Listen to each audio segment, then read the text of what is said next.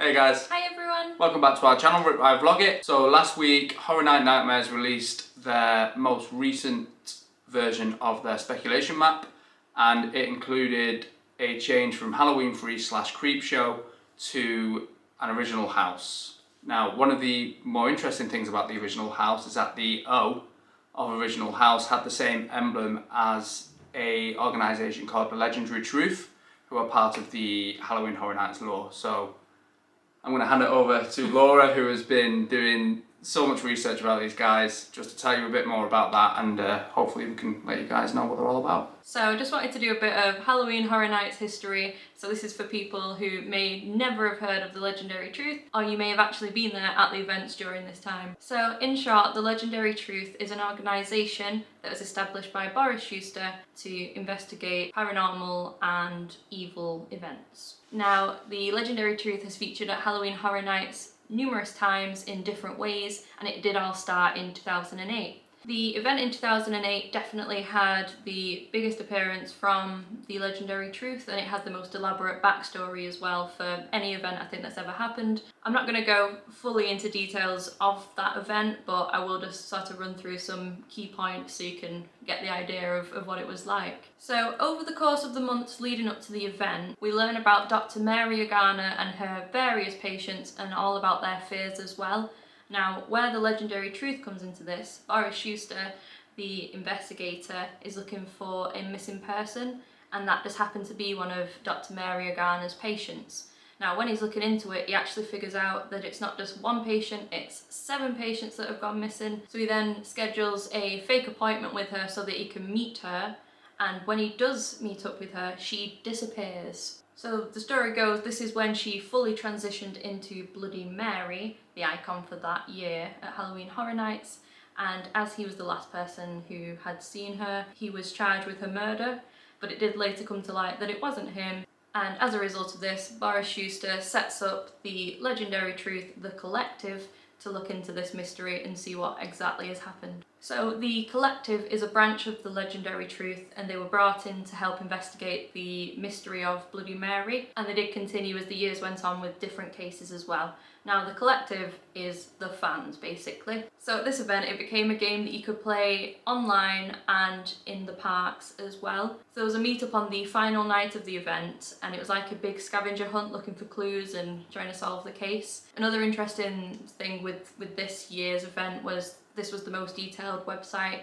they'd ever done, and fans were checking back daily to see the different clues and to try and solve the riddle until they finally announced that it was Bloody Mary. It was just a really cool backstory, and I really think it would be cool if they did something like that again. Definitely, it sounds like I don't know anything. I'm learning as you're talking here, to be fair, but it sounds like it's very much involved around kind of participation of the fans in an interactive way, which is really cool.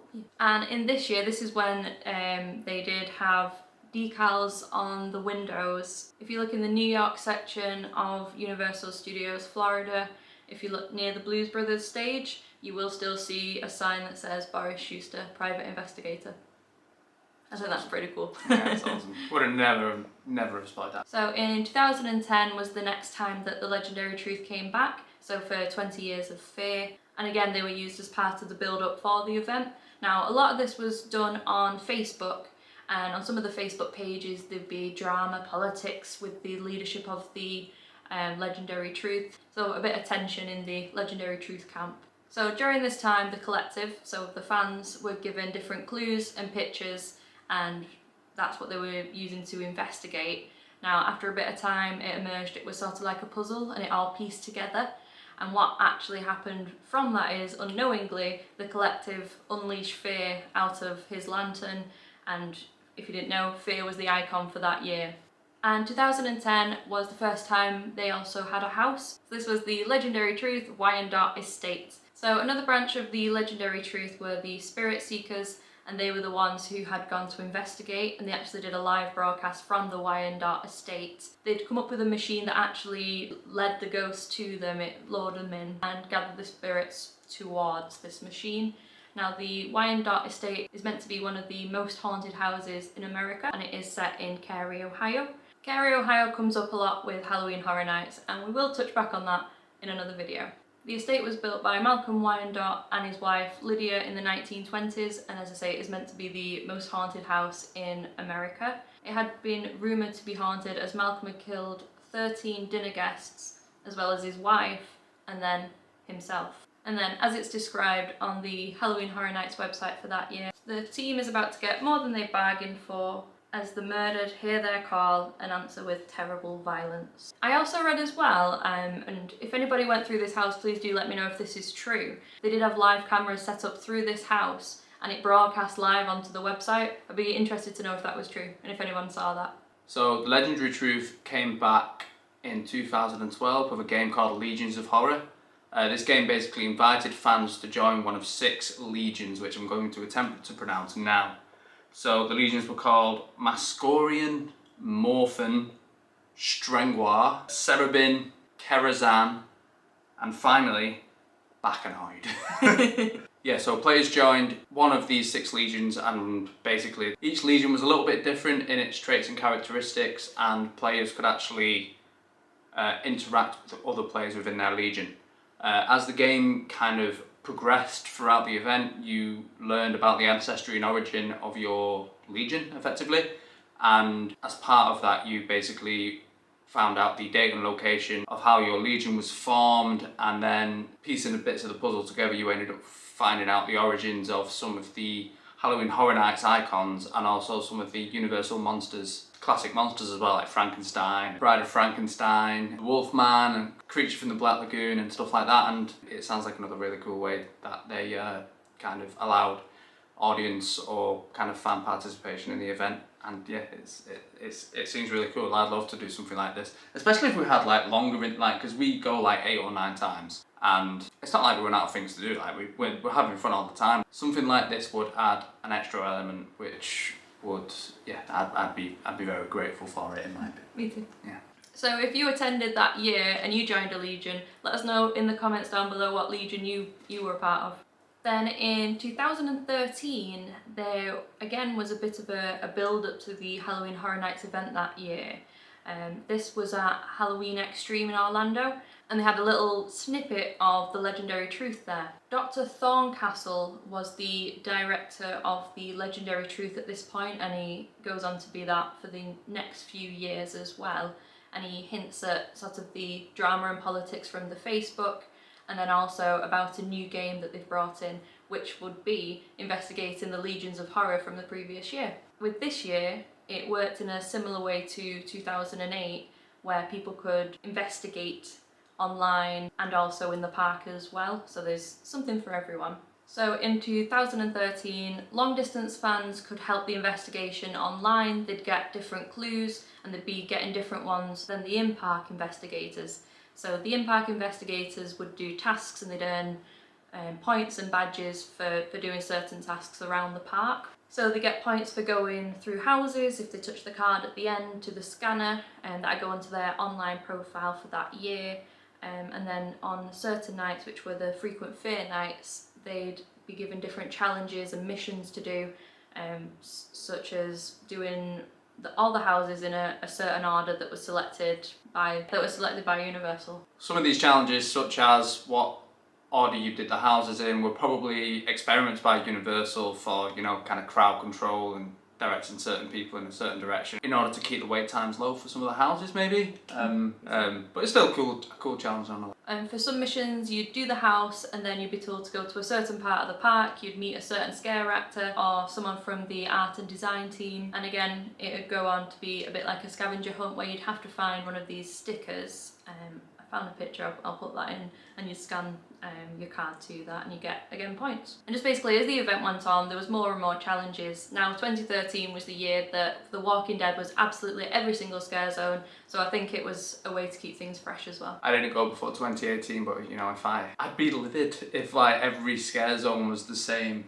I don't know, maybe I wasn't there, so I don't know if you guys think it was amazing, like each their own, but I personally prefer a little bit of variety, I think. So then we move on to 2014, and this is the first year where you could buy the Legendary Truth merchandise. Now, there was no build up to the event this time with the Legendary Truth, and it actually didn't feature until the last weekend of the event. Now, I went in 2014, but unfortunately missed out on this as I went earlier on in the season. So with this year, this was an app that you could download on your phone, and you were meant to go up to certain scare actors and you'd be able to scan them somehow. And it would come up with a spectrum response gauge. It basically told you if the scare actor was evil or good. And it was also meant to track your movements throughout the park, so it could see if you'd been through a certain house or not. So it was basically, instead of using the cards from previous years. Now, from what I've heard from different people who've been as well, it didn't work every time, but it seemed like it was a bit of a technology test. So if you completed the tasks on the app, then you did get a reward. There was also 6 touchstones around the park which you had to scan, and they all represented a legion from 2012. Now at the time there was quite a bit of talk, people thinking it was going to be a bonus house, an extra house for people to go through who managed to complete this. So there was no scare actors in the 2014 experience. It was mainly testing out the new technologies which they could keep using. And then in 2015 it was very similar to the 2014 event. So this time it was people in groups of 6, and they'd examine different evidence and props from the previous years and sort of piece it all together, part of the investigation. And this one ended with a VR test. So they go to this portal, which I believe was opened in the 2014 event, and it was sort of like a seance room. It looked really cool from what I'd seen of that. And then, yeah, it was testing out VR basically, and we did see that came to light in 2016 when they actually did the first upcharge house, so the repository, which was a virtual reality house. So that's just a bit of a backstory on the Legendary Truth. Yeah, we've not really seen the Legendary Truth since 2015 though, have we? They've kind of gone dark almost, so with it being an anniversary, it would be really cool if they came back to do something fresh. Yeah, really interested to see what this is going to be. Is it going to be down a similar vein to the Wyandotte Estate? So obviously I know it's going to be a house again. Is it going to be a different case that they're investigating? It's interesting to see. Also, if there'd be any build up to the event with the Legendary Truth, like in previous years, will we get something on the website? I'd be really interested to see that. Yeah, and do let us know down below what you think, if there was a Legendary Truth house, what that could be. Let us know your experiences from the past years that you've been when the Legendary Truth has been on. We've not actually experienced any Legendary Truth in person. This is all just Laura's hard work, kind of doing all the research and finding out all the little intricacies of the event. Yeah, I've really enjoyed investigating into this realm of things, and I really wish they'd bring it back in sort of a scale like this. I know it might not quite be possible because the event's so big now, so the in-park play might not really be possible with the crowds, because I know they did it on the frequent fair nights to sort of bring in more crowds as well.